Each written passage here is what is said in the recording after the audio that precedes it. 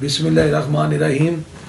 रमज़ान मुबारक का पहला अशरा तकरीबन ख़त्म होने को है, तो मेरी सब लोगों से, अपने मुसलमान भाइयों से दरख्वास्त है कि रोज़े रखें और इस रोज़े में ज़कात भी दें और उन लोगों का भी ख्याल रखें जो ये सादत नहीं हासिल कर सकते, रोज़ा खोल नहीं सकते, रोज़ा रख नहीं सकते, उनको भी ज़रूर अपनी दुआओं में याद रखिएगा और उनको शामिल कीजिएगा।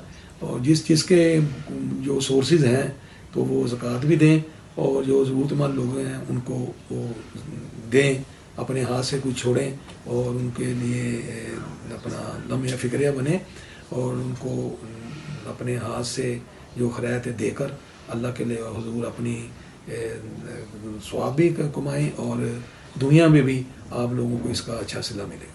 भाई साहब, ये इनाम का महीना है, इसमें इनाम है अल्लाह मियाँ की तरफ से, हमारे लिए बहुत बड़ा इनाम है, रमज़ान हमें मिला, ये अल्लाह मियाँ का महीना है। देखें, ये तो बड़ी एक हमारी कुछ किस्मती है कि साल में एक बार आता है ये महीना और ये बड़ा बाबरकत महीना है, ये शान रमज़ान। इसमें अल्लाह ताला ने हम लोगों को इतनी फैसिलिटीज़ दी हैं, इतना कुछ हमारे लिए उन्होंने रखा है कि हम सोच भी नहीं सकते। इसमें महीने में इतने गुनाह माफ़ होते हैं, इस महीने में अल्लाह ताला ने आपको इतनी फैसिलिटी से नवाजा है कि आप जितना फ़ायदा उठा सके उठा लें, क्योंकि ये महीना फिर एक साल के बाद आता है, 11 महीनों के बाद आता है। हमें इसका फ़ायदा उठाना चाहिए, नमाज़ें पढ़नी चाहिए, पूरे रोज़े रखने चाहिए, रोज़ा रखने के, रोज़ा खोलने के और अल्लाह ताला को याद करने में उन लोगों का हमें साथ देना चाहिए जो इस काबिल नहीं है कि रोज़ा रख सकें और रोज़ा खोल सकें, उनका ख्याल रखना चाहिए। भाई साहब, इतनी गर्मी में हम लोग पहले शूटिंगें किया करते थे, आज से 15-20 साल पहले राय साहब के साथ, शान साहब के साथ। उस वक्त फुल गर्मी होती थी, जून जुलाई में रोज़े भी आया करते थे, तो रोज़े भी रखते थे सारा स्टाफ। तो उसके बारे में कुछ बताएं हमें। देखिए, ये तो एक मजहबी फरीज़ा है। हमने इतनी गर्मी में रोज़े रखे हैं, राय साहब और अंजो जी को और आसिया बेगम के और साइमा बेगम के और यूसुफ खान साहब, मोहम्मद राना, सऊद, शान साहब के जून जुलाई अगस्त में तो रोज़ों की रूटीन थी ना, हमने रखने होते थे। और आउटडोर शूटिंग, शबाब स्टूडियो, उसके बैक पे ज़ख़ीरा होता था या फिर रूई नाला था और ये गर्मी के घर थे जो, लेकिन सब रोज़े रखते थे, अल्लाह को याद करते थे और अल्लाह ताला खुद मदद फरमाते थे कि किसी को पता नहीं चलता था कि मैंने रोज़ा रखा है। और इतनी गर्मी है, इतनी टेंशन है, काम भी करना, राई साहब ने फ़ाइट भी करनी, शान साहब ने, मोहम्मद ने और ये जितने भी थे हमारे स्टार, वो फाइटें भी करते थे। और एक्ट्रेस जो हीरोइनें थी, मसलन अंजो जी, अंजुमन बेगम, आसिया बेगम, सैमा, रीमा, नरगस, इन लोगों ने गाने भी करने होते थे। तो रमज़ान शरीफ में फ़िल्मों की रिलीज़ होती थी ईद पे, तो जब रमज़ान शरीफ आता था तो इसमें बहुत काम होता था, हर आदमी अपनी फ़िल्म को कंप्लीट करने में और ईद पे लगाने में मगन होता था। इसी तरह स्टार भी हमारे साथ दिन रात काम करते थे। तो जब रमज़ान शरीफ आता था तो इसमें बहुत काम होता था, हर आदमी अपनी फ़िल्म को कंप्लीट करने में और ईद पे लगाने में मगन होता था। इसी तरह स्टार भी हमारे साथ दिन रात काम करते थे।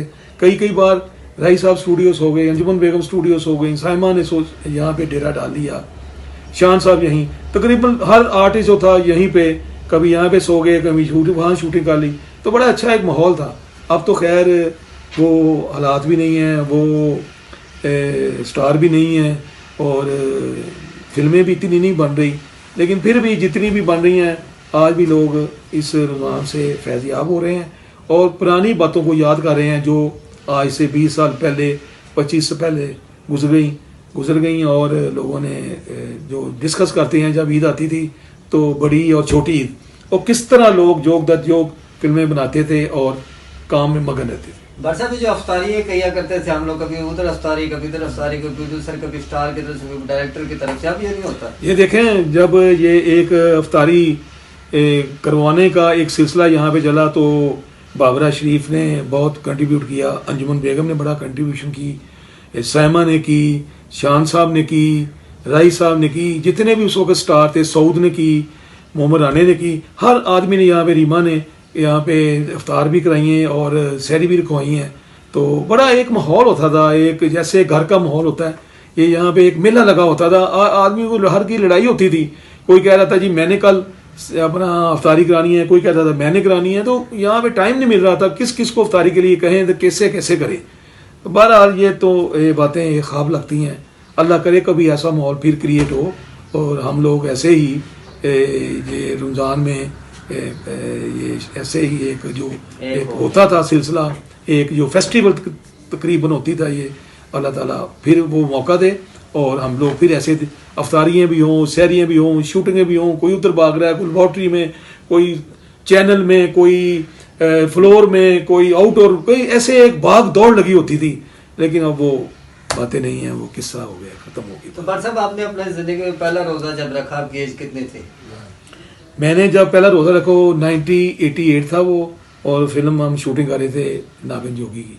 भट्ट साहब, बचपन की बात कर रहा हूँ अपनी, तो आपकी- उससे पहले मैंने कभी रोज़ा नहीं रखा था। बचपन ये में रोज़ा बच्चे रखाने में रखते हैं। मुझे राई साहब और नादरा बेगम और गुलाम मुहिद्दीन साहब और जितने भी वहाँ पे सेट पे थे, नागिन जोगी उन के लोगों साथ। ने मुझे रोज़ा रखवाया। 35 ईयर हैं इसमें, मैंने आज तक रोज़े की कोताही नहीं की और अल्लाह नाम मुझसे करवाए आज तक मैं पूरे रोज़े रख रहा हूँ। अल्लाह सेहत तंदुरुस्ती दे, जब तक ज़िंदगी है पूरे रोज़े रखने। भट्ट साहब, मेरा मतलब है कि आप बचपन में जो चिड़ी रोज़ा होता है उसके बारे में पूछ रहे हैं। मतलब वो जो चिड़ी रोज़ा होता था वो वालदा अल्लाह उनको जन्नत में जगह दे और हाथी थी कि 12 बजे खोल लो भाई। हालांकि ये कोई मजहबी ऐसा नहीं है इसमें जो छूट कहते हैं, तो लेकिन वो रखा देती थी क्योंकि जिद करते थे हमने रोज़ा रखना है, तो रोज़ा रखा नहीं जाता था, बच्चे थे तो, लेकिन वो 11-12 बजे कहते थे आधा रोज़ा हो गया तुम्हारा, फिर कुछ खिला दिया, फिर 2-3 बजे खिला दिया, फिर आधा हो गया, और ऐसे वो एक सिस्टम चलता रहता। अब कहाँ वो बातें हैं, कहाँ वो लोग, कुछ नहीं है।